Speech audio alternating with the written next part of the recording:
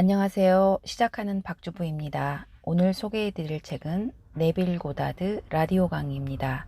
네빌 고다드 지음, 이상민, 위미경 옮김 33개의 계단에서 만들었습니다.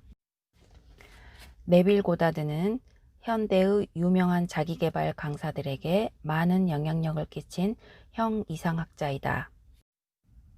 뉴욕, 로스앤젤레스, 샌프란시스코 등에서 많은 강연을 했고 로스앤젤레스에서는 라디오 방송을 진행하기도 했다. 그는 블레이크처럼 인간의 상상력을 중요하게 생각했고 상상이 현실을 창조한다는 법칙과 진정한 자아를 찾는 약속에 이르기까지 다양한 마음에 관한 법칙을 설명했다.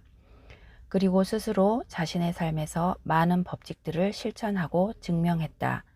60여 년 전에 쓰인 그의 저작들은 지금까지도 상상의 법칙을 실천하려는 사람들과 진리를 찾으려는 사람들에게 큰 길잡이가 되고 있다. 번역된 저서로는 네빌 고다드의 부활, 네빌 고다드 5일간의 강의, 세상은 당신의 명령을 기다리고 있습니다. 믿음으로 걸어라, 상상의 힘 등이 있습니다. 역자 서문 한번 보겠습니다. 자신을 끊임없이 발전시키고자 하는 마음은 다 같을 겁니다. 하지만 이런 간절한 마음에도 불구하고 대부분은 어렸을 때 형성된 인성을 그대로 유지하다가 인생을 마감하고 또 비슷한 환경 속에서 생애의 대부분을 보냅니다. 새해가 밝을 때마다 새로운 기대에 차서 작년과는 다른 인생이 펼쳐질 거라고 굳게 믿어보기도 하고 아침에 눈 떴을 때 영화처럼 기적 같은 변화가 내게 찾아오기를 꿈꿉니다. 하지만 거의 모두가 계속 반복되는 환경과 인간관계 그리고 마음 태도를 겪으며 살아갑니다. 그래서 삶이란 반복되는 굴레처럼 보입니다. 왜 삶을 바꾸지 못하는 걸까요? 어떤 사람은 용기가 없어서라고 말하기도 하고 어떤 사람은 의지가 없어서라고 말하기도 하지만 정말 그게 근본 원인인지는 항상 의문이었습니다. 어쩌면 그것보다 더 근본적인 원인이 있을지 모릅니다. 네빌 고다드는 그 근본 원인을 바로 나에 대한 관념이라고 말합니다. 그리고 이것만 바꿀 수 있다면 지금과는 다른 반응을 하며 살고 또 새로운 인생을 살 거라고 말합니다. 그런데 나에 대한 관념은 단순히 난 오늘부터 긍정적인 사람이다. 혹은 난 용기 있는 사람이다. 난 의지가 강한 사람이다 라고 주장하거나 새롭게 결심한다고 해서 쉽게 바꿀 수 있는 것이 아닙니다. 이 관념은 의식 깊숙한 밑바닥에 깔려 있으면서 생각과 행동과 말과 심지어 건강이며 주위 환경까지 만들고 있는 근원이기 때문입니다. 그래서 우리가 마주하는 현재 의식이란 것의 주장이나 결심만으로는 아무런 변화를 이끌어내지 못하고 반복된 실패만을 경험할 뿐입니다. 분명 인간의 끊임없는 개선 욕구에도 불구하고 변화되지 않은 이유는 이 근원에 깔린 나에 대한 관념을 바꾸지 못하고 심지어는 그 나에 대한 관념이 어떤 모습인지조차 모르기 때문일 겁니다. 삶이 바뀌길 원하고 새로운 인생에 도전해보고 싶다면 우리가 가장 먼저 닿아야 하는 곳이 바로 저 의식 밑바닥에 깔린 나라고 말합니다. 네빌 고다드의 강연은 충분히 모든 것의 원인이 되는 나에 대한 관념을 설명해 주면서 그 변화의 방법을 제시해 줍니다. 이 책은 네빌 고다드 시리즈의 5번째 작품입니다. 이곳에서는 네빌 고다드가 1951년 라디오를 통해 강연했던 9개의 시리즈 강의와 나머지 3개의 TV 강의와 함께 그동안 카페와 블로그에 꾸준히 번역해 올려오던 네빌 고다드의 일반 강의들 중에 책으로 내지 못했던 것 그리고 새롭게 번역한 일반 강의를 모아서 한 권의 책으로 묶었습니다. 네빌 고다드 강의의 핵심은 2가지 주제로 나뉩니다. 잠재의식을 바꿔 현실을 바꾼다. 바로 이것을 법칙이라고 말합니다. 그리고 잠재의식 안에 숨겨져 있던 완벽한 나의 자아가 깨어난다. 이것이 바로 약속입니다. 지금까지 나온 책들은 삶의 현 문제들을 다루는 법칙에 치중했던 반면 이번 책은 네빌 고다드가 궁극적으로 말하고자 했던 약속을 적절히 섞었습니다. 분명 법칙은 지금 현실의 문제를 대하는 태도를 바꿀 수 있는 새로운 시선을 제공해 줄 것이고, 약속은 인생과 삶을 바라보는 전반적인 태도의 변화를 가져올 수 있는 새로운 시선을 제공해 주리라 생각합니다. 네빌 고다드의 강의의 목적은 우리가 세상과 소망, 더 나아가 나를 대하는 관점의 변화를 가져오게 하는 것입니다. 그래서 문자적인 의미 파악과 관념적인 의미 파악을 하는 일반적인 독서 습관처럼 읽는다면 그 목적한 바를 제대로 이루지 못하게 될 가능성이 많습니다. 하나의 문장이라도 현실과 비교해 가면서 이런 새로운 관념이 가슴에 내려앉을 때까지 느끼면서 읽고 꾸준히 실천한다면 네빌 고다드의 강의에서 더 큰 유익함을 얻을 수 있을 겁니다. 꼭 그렇게 읽으셨으면 합니다. 라디오 강연 중 일부 소개해 보도록 하겠습니다. 나와 세상을 변화시키는 상상의 힘.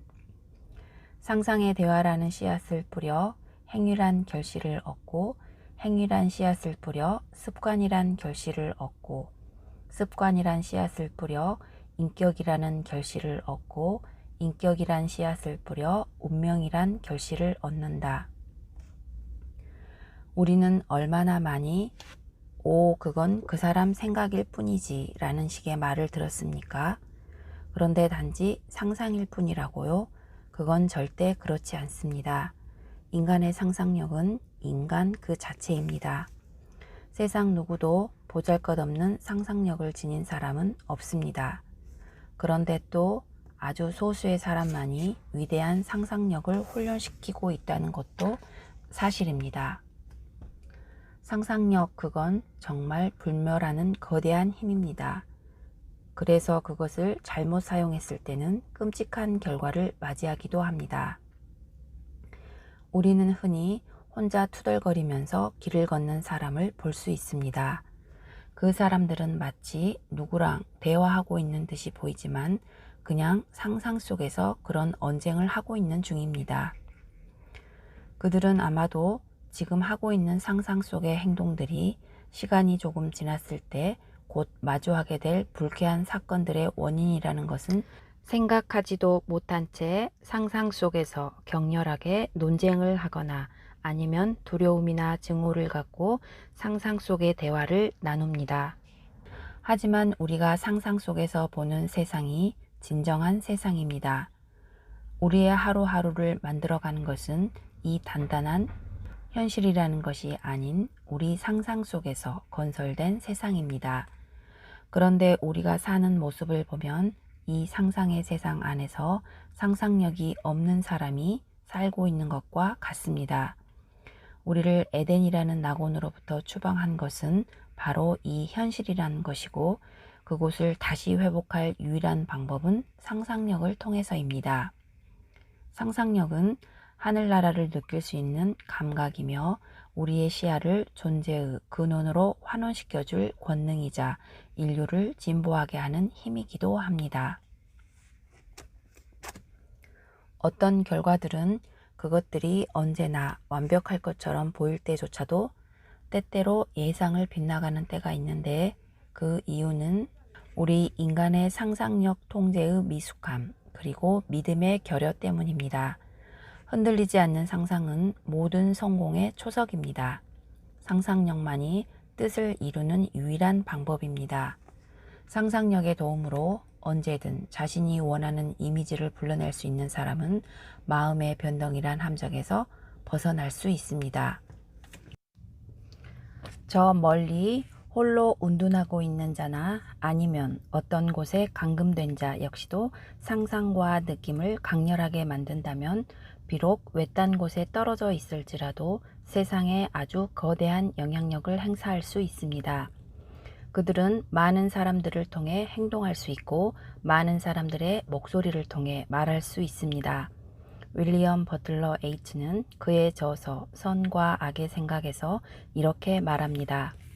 사람들의 마음 안에서 미묘한 변화를 일으킨 것이 포도를 밟고 있는 저 여인들이 아닐 것이라고 확신하지 못하며 그 격정이 잠시 눈을 깜빡이는 동안에 어린 목동의 마음에서 시작된 것이 아니라고 우리는 확신하지 못한다. 저랑 친한 여성분이 뉴욕의 뮤직홀에서 의상 디자이너로 일할 때의 이야기를 들려드리도록 하겠습니다. 그 여성분은 자신이 하는 일마다 비판하고 내놓는 작업마다 퇴짜를 놓는 한 연출가 때문에 힘들다고 제게 털어놨습니다. 게다가 그녀가 느끼기에는 그 연출가가 일부러 자신을 힘들게 하는 것 같다고 했습니다. 그 이야기를 듣자 전 그분에게 이렇게 물었습니다. 다른 사람들은 우리가 속으로 속삭이는 것만을 메아리로 돌려줄 수 있다는 사실을 아세요? 그런데 여러분도 이 사실을 기억해 줬으면 합니다.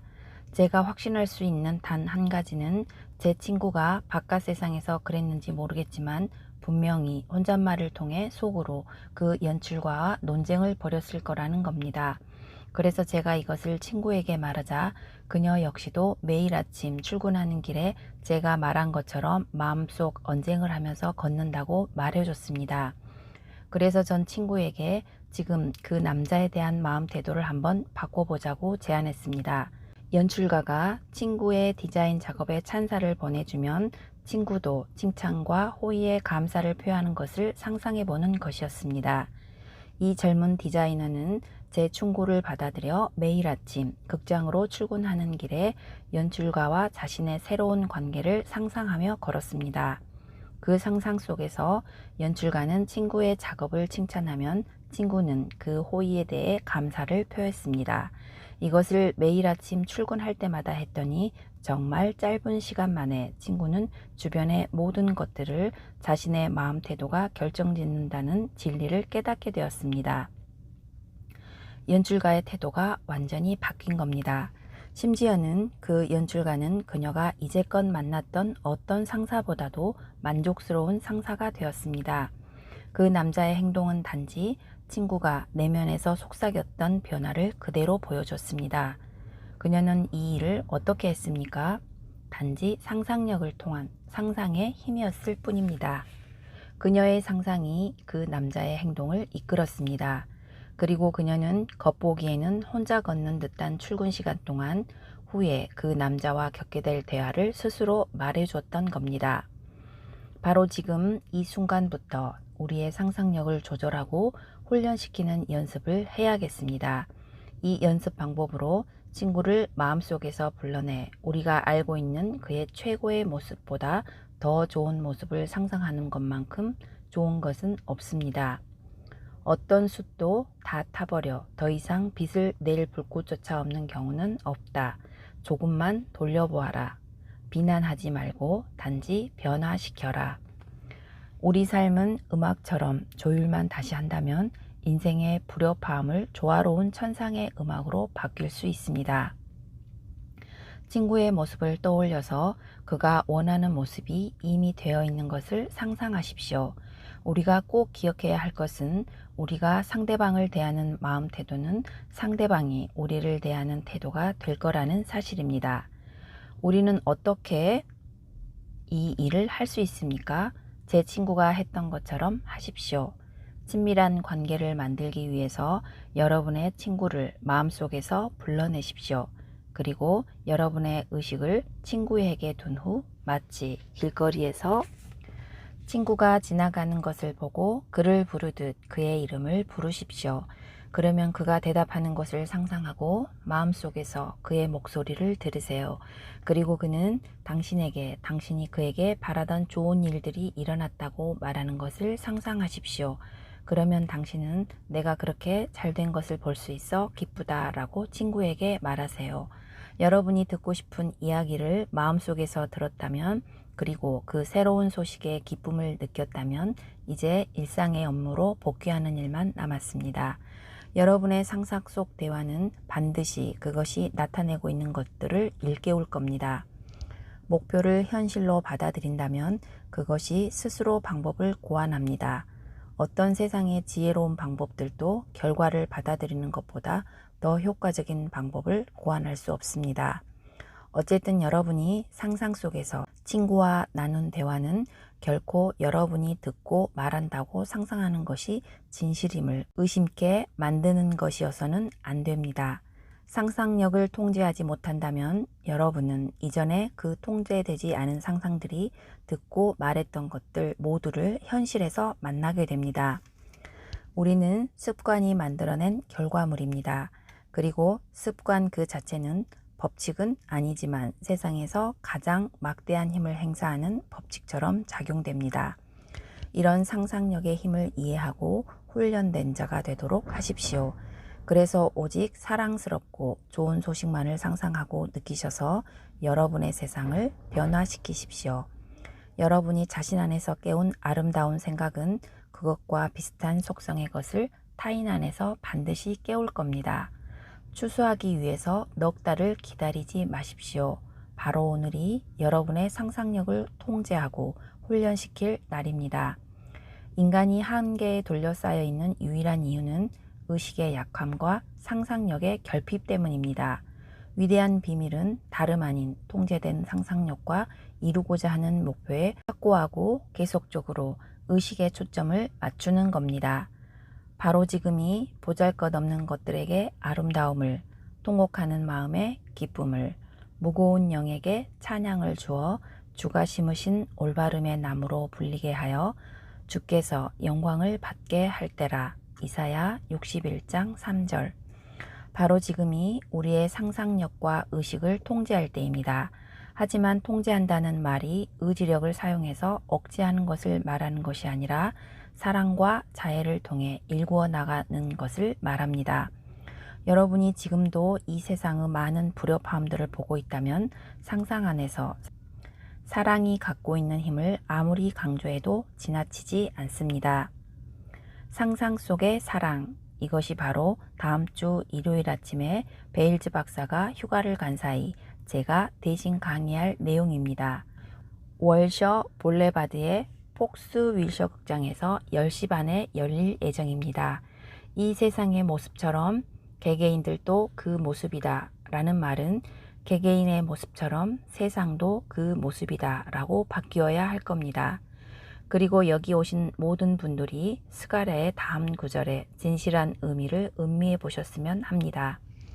모든 사람들이여 그의 이웃들에게 진리를 말하고 그 누구도 자신의 이웃을 향해 마음 안에 악을 품지 말도록 하라. 이 말은 여러분이나 제게 주어진 얼마나 멋진 도전과제입니까? 깊은 마음속에서 생각하는 모습이 당신의 모습입니다. 인간은 상상한 대로 그렇게 됩니다. 여러분의 상상력 안에서 사랑을 꽉 잡으십시오. 여러분의 마음속 세상 안에서 이상향을 세우는 것을 통해 여러분은 그 이상적 이미지로 변형됩니다. 즉, 그것의 특성을 여러분 존재의 중추 안으로 흡수해서 그것과 하나가 될 때까지 여러분의 그것과 점차 닮아가게 됩니다. 여러분 안에 있는 권능의 시야를 결코 잃지 마십시오. 상상 속의 사랑은 보이지 않는 것을 보게 만들고 사막 가운데 있는 우리에게 마실 물을 건네주고 영혼이 머물 수 있는 안식처를 제공해 줍니다. 아름다움, 사랑, 그리고 좋은 소식들은 하나님의 정원입니다. 하지만 그 정원에 이르는 길은 상상의 사랑입니다.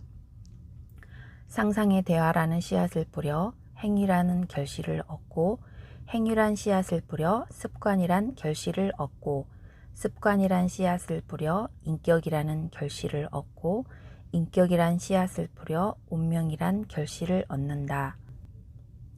우리는 상상력이란 씨앗을 통해 운명이란 열매를 수확하고 있습니다. 그것이 좋은 운명인지 나쁜 운명인지 아니면 그저 그런 운명인지는 여러분의 마음속에 어떤 상상을 간직하고 있느냐에 달렸습니다.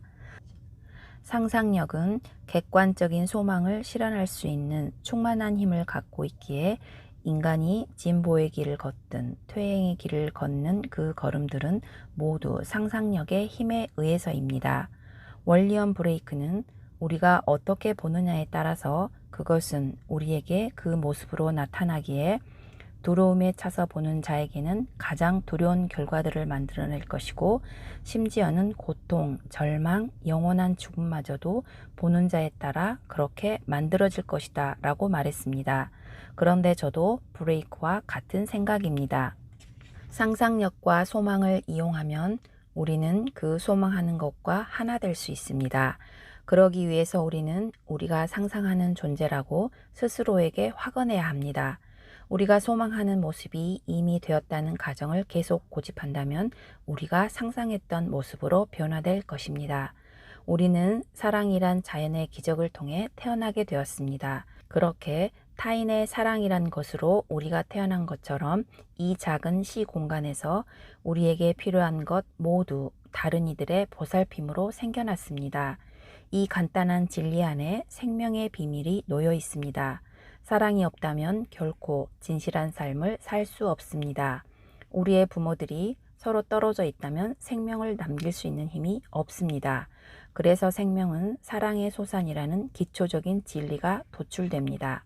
따라서 사랑이 없다면 생명 또한 없습니다. 그렇기에 우리는 하나님은 사랑이다 라고 말할 수 있습니다. 사랑은 우리가 태어나면서 가진 권리이자 우리 생명을 유지하는 근본적인 필수품입니다. 지금 현재의 모습인 것을 구하려 하지 말라. 사랑을 구하는 자는 사랑의 결핍만을 만들 뿐이고 사랑의 결핍은 결코 사랑을 찾지 못하게 한다. 사랑을 하고 있는 자만이 오직 사랑을 발견하고 사랑을 하고 있는 자들은 사랑을 구하려 하지 않는다. 여러분, 지금까지 시청해 주셔서 감사합니다.